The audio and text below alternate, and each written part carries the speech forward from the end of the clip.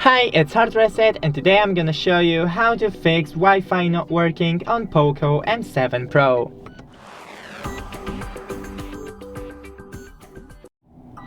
So first, disable your Wi-Fi and enable it again. It's really simple, but may work. Next thing is to enable the airplane mode, wait a couple of seconds, and disable it. This should refresh your network. Go into your Wi-Fi now and forget the network that you can't connect with and try to connect again.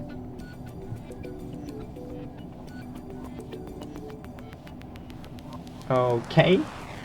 Next is to restart the router and your phone, but I don't have router right here as you can see.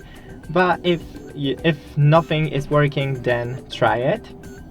Then check the software updates. So in settings, about phone, update here. And if nothing is working, then you probably need to contact your operator. That's it, don't forget to leave a like and see you in the next one.